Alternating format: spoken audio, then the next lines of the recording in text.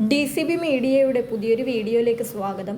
കേന്ദ്ര സർക്കാരിൻ്റെ നാളെ മുതൽ വരുന്ന പുതിയ മൊബൈൽ സിം കാർഡ് നിയമം മൂലം പലരുടെയും മൊബൈൽ ഫോണുകളിൽ വാട്സപ്പ് കിട്ടാത്ത അവസ്ഥ വരുവാൻ പോകുന്നതിൻ്റെ വിശദ വിവരങ്ങളാണ് വീഡിയോ വഴി ഷെയർ ചെയ്യുന്നത്. ചാനൽ ആദ്യമായി കാണുന്നവർ സബ്സ്ക്രൈബ് ചെയ്യുക, വീഡിയോ ഇഷ്ടമായാൽ ലൈക്ക് ചെയ്യുക, ഫേസ്ബുക്കിൽ കാണുന്നവർ പേജ് ഫോളോ കൂടി ചെയ്യുക.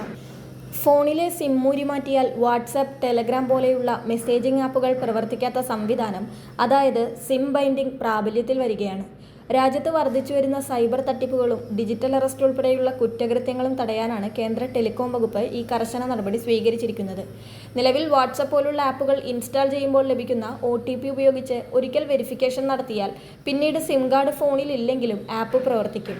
എന്നാൽ പുതിയ സിം ബൈൻഡിംഗ് നിയമം പ്രകാരം ഏത് സിം കാർഡിലാണോ ആപ്പ് രജിസ്റ്റർ ചെയ്തിരിക്കുന്നത് ആ സിം കാർഡ് ഫോണിൽ സജീവമായി ഉണ്ടെങ്കിൽ മാത്രമേ ആപ്പിൻ്റെ സേവനം ലഭ്യമാകൂ. പുതിയ നിയമം നിലവിൽ വരുന്നതോടെ നിങ്ങളുടെ സ്മാർട്ട് ഫോണിൽ നിന്ന് രജിസ്റ്റർ ചെയ്ത സിം കാർഡ് ഊരി മാറ്റുകയോ അല്ലെങ്കിൽ അത് നിഷ്ക്രിയമാവുകയോ ചെയ്താൽ വാട്സപ്പ്, ടെലഗ്രാം, സിഗ്നൽ തുടങ്ങിയ മെസ്സേജിംഗ് ആപ്പുകൾ ഉടൻ പ്രവർത്തനം നിർത്തും.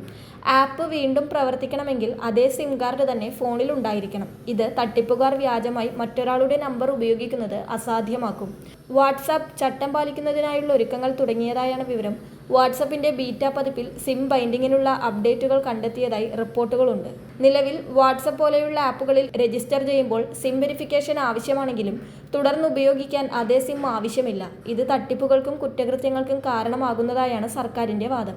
സിം ഉപേക്ഷിച്ച ശേഷം വൈഫൈ ഉപയോഗിച്ച് ക്രിമിനലുകൾ ആപ്പ് പ്രവർത്തിപ്പിക്കാറുണ്ട്. സിം കാർഡ് ഇല്ലാത്തതിനാൽ ഈ ആപ്പുകൾ വഴിയുള്ള കുറ്റകൃത്യങ്ങൾ കണ്ടുപിടിക്കുക എളുപ്പമല്ല.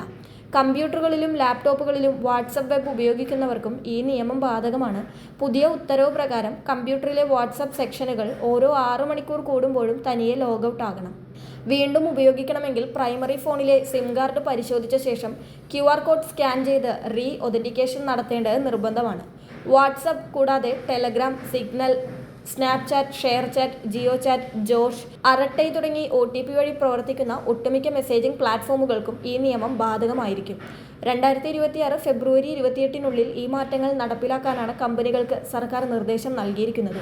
ചട്ടം പാലിക്കാനായി 3 മാസ സമയമാണ് കമ്പനികൾക്ക് നൽകിയിരുന്നത്. ഈ സുരക്ഷാ സംവിധാനങ്ങൾ നടപ്പിലാക്കുന്നതിനുള്ള സമയപരിധി നീട്ടി നൽകില്ലെന്ന് കേന്ദ്ര വാർത്താവിനിമയ മന്ത്രി ജ്യോതിരാദിത്യ സിന്ധ്യ വ്യക്തമാക്കിയിട്ടുണ്ട്.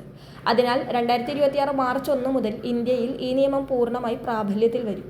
ഉപയോക്താക്കൾ തങ്ങളുടെ രജിസ്റ്റർ ചെയ്ത സിം കാർഡുകൾ ഫോണിൽ തന്നെ ഉണ്ടെന്ന് ഉറപ്പുവരുത്തേണ്ടി വരും. ചട്ടം പ്രാബല്യത്തിലാകുന്നതോടെ നിശ്ചിത ഇടവേളകളിൽ ഫോണിൽ രജിസ്ട്രേഡ് സിം ഉണ്ടോ എന്ന് വാട്സപ്പ് പരിശോധിക്കും. സിം ഫോണിൽ നിന്ന് മാറിയാൽ പ്രവർത്തനം നിലയ്ക്കണം. UPI, ബാങ്ക് ആപ്പുകൾക്ക് ഈ രീതിയിൽ നിലവിലുണ്ട്. ഉദാഹരണത്തിന് ഫോണിൽ രജിസ്ട്രേഡ് സിം ഇല്ലെങ്കിൽ ഗൂഗിൾ പേ വഴി ഇടപാട് നടത്താനാകില്ല. നിർദ്ദിഷ്ട വ്യവസ്ഥ വിദേശയാത്ര ചെയ്യുന്നവർക്ക് ബുദ്ധിമുട്ടുണ്ടാക്കിയേക്കും. നിലവിൽ പലരും വിദേശത്തെത്തിയ ശേഷം ആ രാജ്യത്ത് താൽക്കാലിക സിം വാങ്ങാറുണ്ട്.